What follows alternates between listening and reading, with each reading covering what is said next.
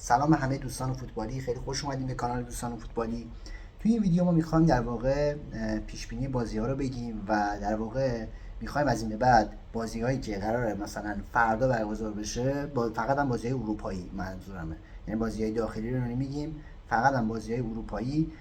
بازیایی که قرار فردا برگزار بشه ما پیش بینیاشو امروز میگیم و در واقع میخوایم در واقع این ویدیوها رو به صورت مجموعه ویدیو در قالب چالش های پیش بینی در واقع ضبط کنیم و اگه دوست داشتین توی این چالش ها شرکت کنید حتما توی کامنت ها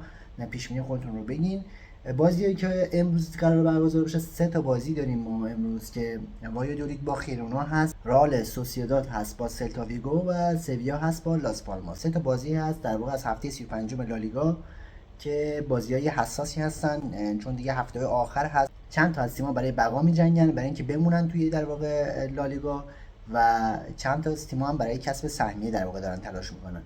و توی پیش بینی هم که ما داریم انجام میدیم در واقع چند تا حالا معیار و ملاک در نظر میگیریم که بازیایی که در واقع این ملاک ها رو داشته باشن پیش بینیشون راحت تر و آسان تره. و حالا من یه ویدیو جداگانه در واقع در زمینه پیش بینی بازی ها ضبط میکنم که شما چجوری بتونین که بازی ها رو خیلی دقیق پیش بینی کنیم. حالا نتیجه بازی رو ما پیش بینی نمی‌کنیم، ما فقط برد، مساوی و باخت رو پیش بینی می‌کنیم تو این ویدیو.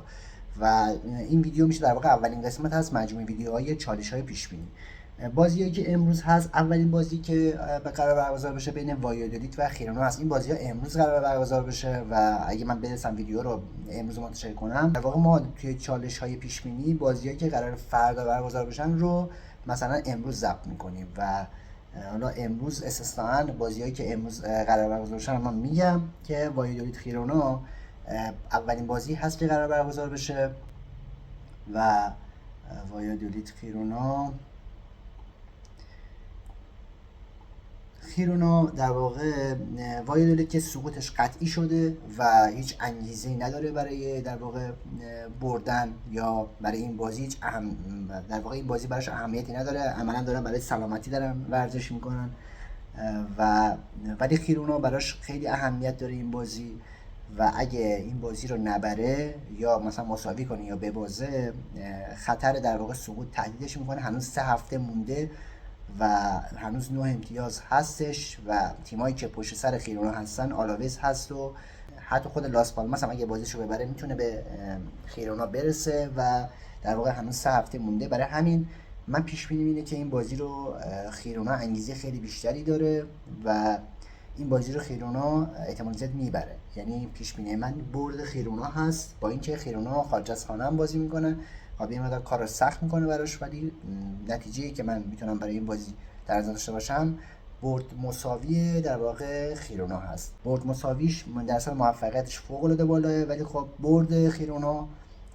محتمل تر هست و وایادولید میگم در واقع برای سلامتی داره بازی میکنه و سقوطش در واقع مسجل شده. در مورد بازی چند بازی اخیرم که شما نگاه کنین خیرونا برنده بوده و پیش بینی من برد خیرونا هست. در مورد بازی رئال سوسییداد و سلتا ویگو در واقع هر دو تیم تو میانه‌های جدول هستن و اینجور بازی‌ها پیش بینی‌هاشون خیلی سخته، نمیشه به همین راحتی اینجور بازی‌ها رو پیش بینی کرد. ولی سلتا ویگو نشون داده که تو چند بازی‌هایی که اخیری که برگزار شده سلتا ویگو نشون داده که تیم در واقع نتایج خوبی گرفته تو چند بازی اخیرش و من پیش بینیم برای این بازی میگم بازیایی که هر دو تیم در واقع براشون اهمیتی نداره این بازی، یعنی رئال سوسییداد و سلتا ویگو هر دو تیم توی میانه‌های جدولن. سلتا ویگو میتونه در صورت امتیاز نگرفتن رئال بتیس سهمیه بگیره، ولی خب بعید میدونم که سلتا ویگو بتونه سهمیه بگیره و هم میگم 3 هفته مونده شانس اینو داره سهمیه بگیره، ولی به نظر من شانسش خیلی کمه، خیلی خیلی کمه. برای همین زیاد فکر نکنم انگیزه‌ای برای برد داشته باشه سلتا ویگو و این بازی رو من میگم احتمال مساوی شدنش خیلی بیشتره و این بازی رو من احساس می‌کنم مساوی بشه. یعنی نه سلتا ویگو نه سوسییداد انگیزه‌ای برای بردن ندارن به اون صورت. سلتا ویگو میگم یه شانس خیلی ناچیزی داره برای گرفتن سهمیه، ولی خب اون شانس هم خیلی کمه و برای همین زیاد به نظرم انگیزه‌ای برای بردن فکر نکنم داشته باشه و این بازی رو من پیش بینیم مساویه. در مورد بازی بعدی یعنی سویا با لاس پالماس که بازی خیلی مهمیه، هم سویا و هم لاس پالماس هر دوتاشون در واقع این بازی براشون اهمیت خیلی زیادی داره و اگه لاس پالماس ببره خب میتونه امید داشته باشه که توی لالیگا بمونه و براش خیلی مهمه. بازی که در واقع هفته قبلش، این هفته قبلش که لاس پالماس با رای وایکانو داشت، اون بازی رو باید حتما میبرد، ولی خب یکیش با رای وایکانو باختن و الان بازیشون خارج از خانه جلوی سویا هست و سویا هم در واقع خطر تهدیدش میکنه به نوعی و 38 امتیازیه و اگه بازیشو مثل خیرونا اگه بازیشو نبره احتمالش هست که خطر سقوط تهدیدش کنه. میگم هنوز 3 هفته مونده و باید حتما این بازی رو ببره. از اون برم لاس پالماس هم انگیزه زیادی برای بردن داره، یعنی باید این بازی رو حتما ببره، ولی از اونجایی که قدرت در واقع اون ابزار و قدرت سویا بیشتره و توی خانه هم بازی میکنه، احتمال برد سویا رو من بیشتر میدونم و دیگه حالا میگم اگه بخوای مثلا خیلی دیگه سیف به قضیه نگاه کنیم، برد مساوی سویا، ولی خب سویا احتمال بردش زیاده و باید حتما این بازی رو ببره. اگه نبره احتمال اینکه خطر سقوط تهدیدش کنه هم هست. برای همین پیش بینی من برد سویا هست و لاس پالماس اون قدرت و اون در واقع ابزار لازم نداره. درسته باید حتما ببره برای اینکه بخواد بمونه توی لیگ، یعنی اون انگیزه برای بردن رو داره، ولی حدس من برد سویا هست چون لاس پالماس توی چند بازی اخیر نتیجه خوبی نگرفته و اون ابزار لازم هم نداره و توی خارج از خانه بازی میکنه و برای همین من پیش بینیم برد سویا هست. این از بازی‌های امروز. بازی فردا، اولین بازی که فردا قرار برگزار بشه بین آلاوز و والنسیا هست که در واقع برای آلاوز خیلی حائز اهمیت هست. والنسیا که سال خوبی نداشت، حتی ممکنه سقوط کنه، ولی خب هر چقدر که به آخرای لیگ نزدیک شدیم تونست که بازیش رو ببره و الان توی میانهای جدوله و با این بازی براش زیاد اهمیت خاصی نداره و خارج از خانه هم داره بازی میکنه، رتبه 11 جدوله و میگم نمیتونه سهمیه بگیره، یعنی انگیزه برای بردن نداره، سهمیه که نمیتونه بگیره و سقوط هم که نمیکنه. اما آلاوز با 35 امتیاز توی رتبه 17 و خطر سقوط به شدت تهدیدش میکنه و باید حتما این بازی رو ببره و پیش بینی من برای این بازی برد آلاوز هست. اگه بخوایم خیلی دیگه پیش بینیمون در واقع قطعیت بالایی داشته باشه، برد مساوی آلاوز دیگه قطعیتش خیلی بالاه، ولی پیش بینی من برای این بازی در واقع برد آلاوز هست چون انگیزه های خیلی بیشتری داره، باید حتما این بازی رو ببره و اگه نبره دیگه لگانس که پشت سرش هست احتمال داره جاش رو بگیره و خطر سقوط به شدت آلاوز رو تهدید میکنه، ولی والنسیا انگیزه‌ای برای بردن نداره و سهمیه هم که نمیتونه بگیره و برای همین من پیش بینیم اینه که آلاوز بتونه این بازی رو ببره. پس پیش بینی من برد آلاوز هست. بازی بعدی بازی ویارال لگانس هست که این بازی دیگه مشخصه ویارال 100% این بازی رو میبره، باید حتما ببره چون اگه بخواد سهمیه لیگ قهرمانان رو بگیره باید حتما این بازی رو ببره و اتلتیک بیلبائو در واقع با ویارال رقابت میکنن برای رتبه 4 و الان ویارال 61 امتیازیه و اتلتیک بیلبائو 64 امتیازیه و اگه ویارال بتونه بازیشو ببره میتونه با اتلتیک بیلبائو برابر بشه و میگم این بازی با حتی رئال بتیس هم پشت سرشون هست و رقابت در واقع بین اتلتیک بیلبائو، ویارال و رئال بتیس برای رتبه 4 شدیده توی این 3 هفته پایانی و به نظر من ویارال لگانوس رو میبره چون چند بازی اخیر تمام بازیاشو فکر کنم برده باشه و پیش بینی من اینه که برد ویارال هست و ویارال حتما این بازی رو میبره. از اون ورم لگانوس هم خب انگیزه زیادی داره و میشه گفت که لگانس هم برای اینکه بخواد جای آلاوز رو بگیره و از خطر سقوط فرار کنه باید حتما هم این بازی رو ببره و میشه گفت که وقتی دو تا تیم که انگیزه زیادی برای بردن دارن و هر دو تیم هم میگم انگیزه دارن، لگانس برای فرار از سقوط و ویارال برای گرفتن سهمیه و رتبه بالاتر، و من از اونجایی که بازی توی زمین ویارال برگزار میشه و قدرت و ابزار در واقع ویارال بیشتر هست، برد ویارال رو من پیش بینی میکنم و میگم اگه بخوایم دیگه خیلی سیف به قضیه نگاه کنیم برد مساوی ویارال، ولی خب برد ویارال رو من پیش بینی میکنم و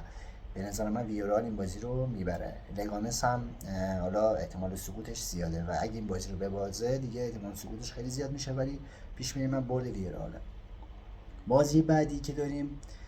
بازی رئال مادرید و مایورکا هست. اگه رئال میتونست ال کلاسیکو رو ببره، این بازی رو دیگه 100% برد رئال حتما قطعی بود. ولی با توجه به اینکه در واقع ال کلاسیکو باختن و در واقع دیگه قهرمانی بارسلونا تقریبا میشه گفت قطعی شده، بازی هم پیش بینیش خیلی سخت شد و رئال به نظرم انگیزه لازم برای بردن رو دیگه نداره به اون صورت و احتمال باختش هم هست، احتمال مساوی هم هست و اینجور بازی ها رو پیش بینیشون خیلی سخته و شاید بازی مساوی بشه به نظرم. و پیش بینی من برای این بازی حالا میگم یا مساوی هست یا حالا ممکنم رئال هم ببازه، چون چند بازی کلا باختن و زیاد روحیه خوبی ندارن. دفاع رئال هم که خیلی داغونه. برای همین من پیش بینی اینه که این بازی اینجور بازی‌ها پیش بینیشون خیلی سخته. مایورکا هم فکر کنم تو میانهای جدول باشه. مثلا نگاه بندازیم وضعیت مایورکا.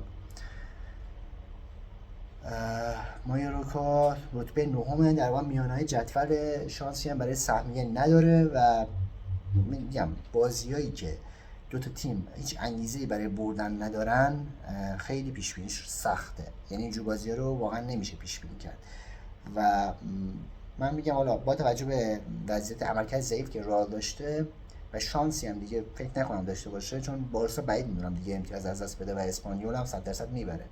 برای همین رئال فکر نکنم این بازی انگیزه‌ای برای بردن داشته باشه و فوقش بخوایم بازی رو مساوی در نظر بگیریم یا حتی مایورکا هم ممکنه بازی رو ببره حتی. و اینجور بازی رو اصلا پیش بینیشون خیلی سخته، نمیشه واقعا پیش بینی کرد. بازی بعدی بازی حساس در واقع آسی میلان و بولونیا توی فینال جام حذفی. این بازی من پیش بینیم در واقع اینه که این بازی در واقع میلان قهرمان جام حذفی میشه، ولی خب اینکه بازی رو شما توی 90 دقیقه تمام بشه یا نه، من پیش بینیم که بازی اگه بولونیا بخواد شانسی برای قهرمانی داشته باشه باید بتونه بازی رو به ضربات پنالتی بکشونه،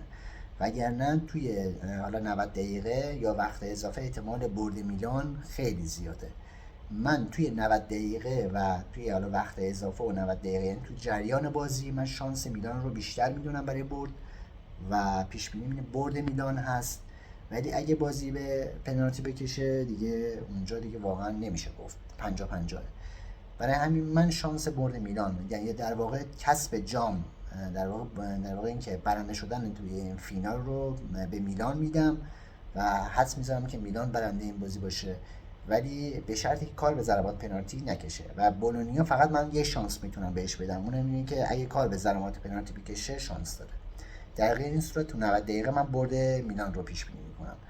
در واقع این از در واقع بازی‌های امروز و بازی‌های فردا هست که من حالا اینجا در واقع پیش بینیشون انجام میدم و می‌خوایم در واقع از این بعد بازی‌ها رو تحلیل کنیم، قدرت تیم‌ها رو بگیم، عملکرد تیم‌ها، اینکه چند بازی اخیرشون چه عملکردی داشتن، انگیزه و در واقع انگیزه